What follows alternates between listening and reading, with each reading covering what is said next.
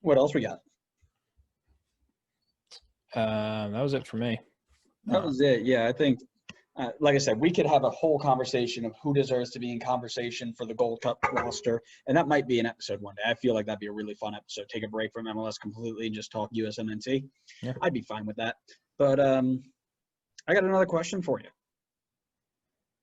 Who's the best team in the East? I mean, right now I want to say Columbus, just because they've only lost twice the whole season.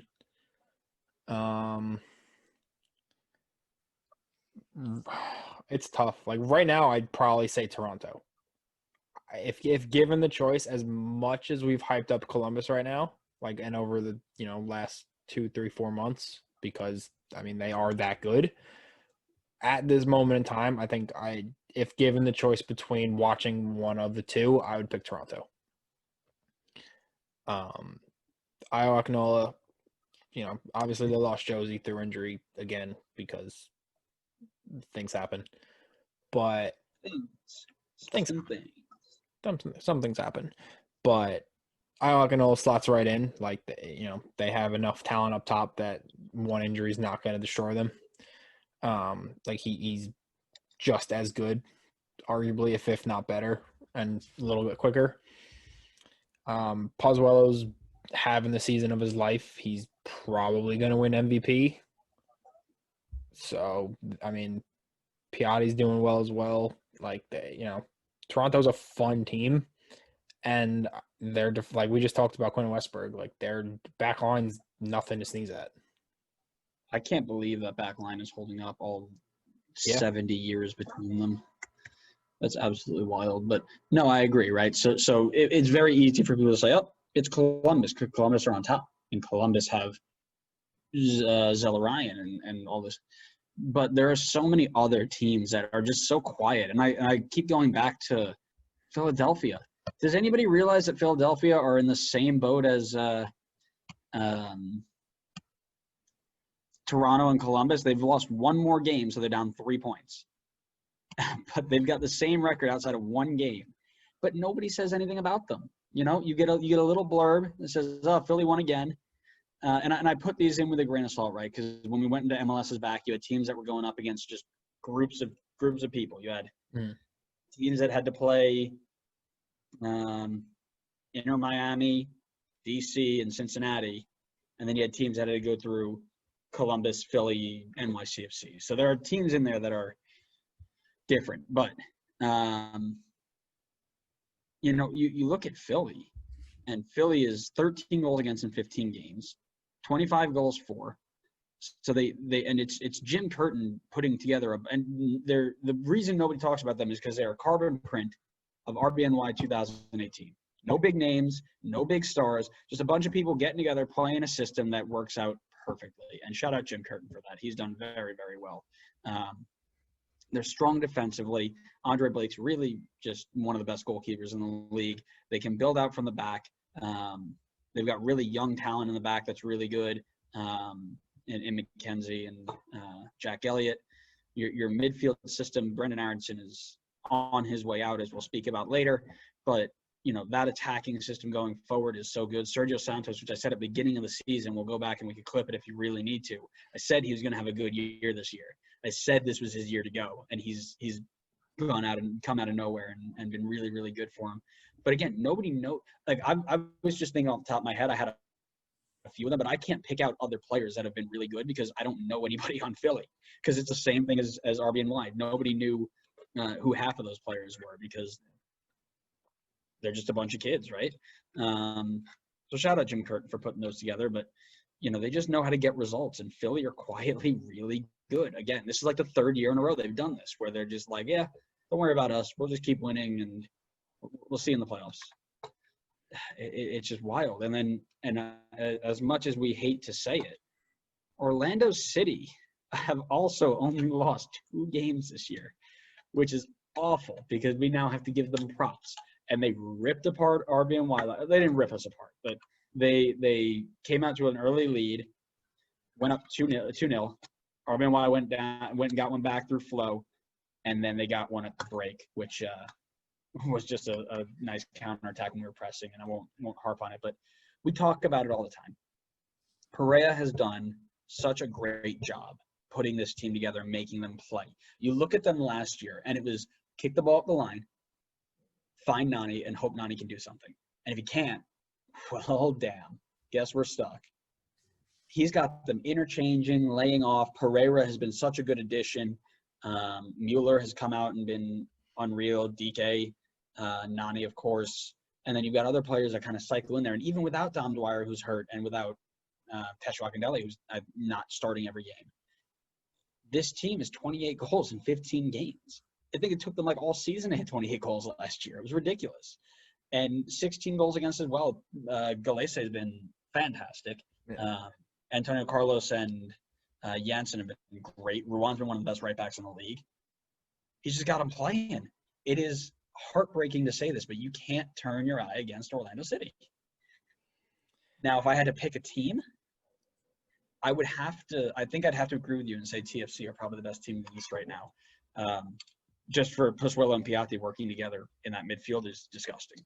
Yeah. And, Michael Bradley's not even playing. He's hurt.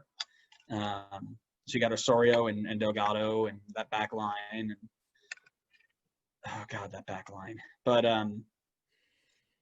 no, it's just that TFC going forward is so good, and they're finding a way to hold them down. I think Osorio's been a rock. He had to have been, right?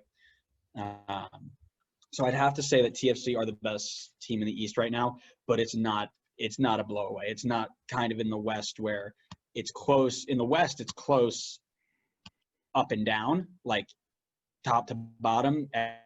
Every spot is there, but Seattle are head above heels, no question, the best team in the league. Yep.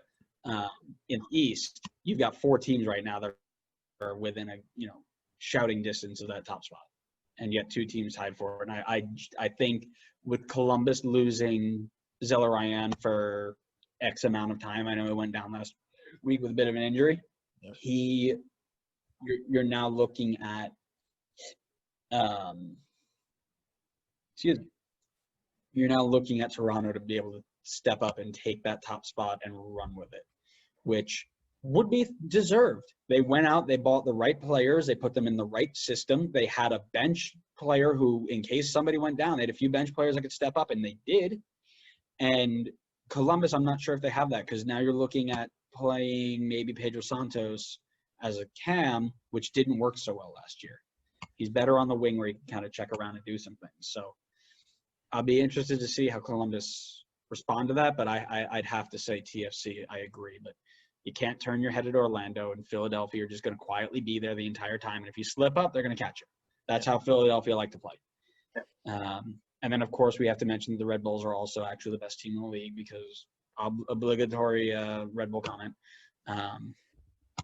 But, yeah, those 4 teams, I think, are really, really just – it's going to be really fun to watch the last 8 games of this season, because I'd love to see kind of how it plays out. One big injury, as RBNY know about, again, obligatory RBNY excuse comment. You get one big injury and you fall out, and you could end up being an away team in the playoffs, or even not make the playoffs if you're closer to 4 or 5, right? So you need to keep pushing these last 8 games, and it'll be really interesting, this top 4 battle. I think NYC has fallen off a little bit. They're playing better, but Matriz is now out. Ibarra's out for the year. Their attacking lineup's gutted. So I wouldn't be shocked to see them finish 9 or 10 simply because they have nobody else to play. You're going to see Gary Mackay-Steven get a lot more time. I wouldn't be shocked to see Atlanta's drop out and Cincinnati or Chicago jump in. Montreal is probably going to be okay. I'd love to see Nashville stay in there. And as we'll talk about in a little bit, we continue to love Benny Ball. And Benny Ball will never die, because DC United stay at the bottom. But yeah, so playoffs. Yeah, no, I hope not. I hope that they don't make the playoffs and he gets a 5-year extension. That'd make me happy. It's like, okay, Ben, we're going to give you 10, but you finished dead last, so here's only 5.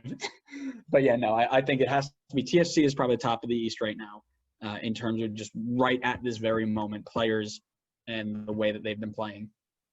but keep an eye out for Philly, man. I'm going to say Orlando's probably going to be good, and they'll stay up there in that top 3. But, man, Philly's going to be one of those teams that you're just going to sit there, and if any team loses points, they're just going to jump you till they're sitting in the top.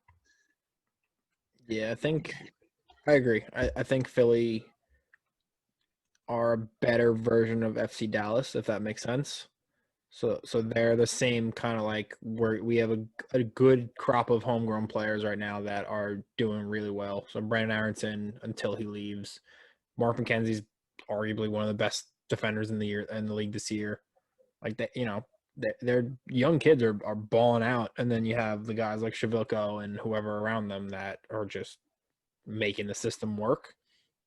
I think Orlando's as good as they've been this season. I think they're maybe one player away from like that next level up where they can start competing with a TFC or a Columbus. Like if Chris Mueller gets hurt right now, that's their entire midfield and creativity is pretty gone. Interesting. I think they have a little bit more. I'm going to stop you right there because I just got a tweet from Connor, our good buddy Connor, who's still not here, still getting adjusted. He said he told me he wanted to come back, by the way, so he doesn't know when, but he's looking at it. Yeah. Will Forbes at Transfers MLS tweets that there are rumors, and I don't know what this account is, but it's a verified account that tweeted, and not Will Forbes. He quoted a tweet from a verified account that said Alexandru Mitrita, who we just talked about, is being loaned to Saudi Arabia. And there's a whole video like welcoming him to Jeddah, and just that would be unreal. If that's truly what's about to happen, that would be unreal. This league gives me a headache. I don't understand. Oh man, this is why we love this league. Nothing makes sense. I understand how he does so well midweek for them, and then he's gone now. But okay. That's absurd. So, again, you're looking at a team that's already losing their number 1 striker. Their number 2 striker is now about to get loaned out for whatever reason, and you're going to play Valentin Castellanos up top? Probably. Yikes. Gary Mackay-Stevens as well. And then you're going to put Ring behind with Sands. Sands is going to play center back with so you're going to have Ring, you're going to have Parks, and then you're going to have Maxey probably if he's healthy. Yeah. If he's healthy. And then you're going to put that whole back line and John. I don't even know, but that's wild. And again, that's one of the reasons I don't think they'll make it is because they're just so gutted. They don't have anybody else to play.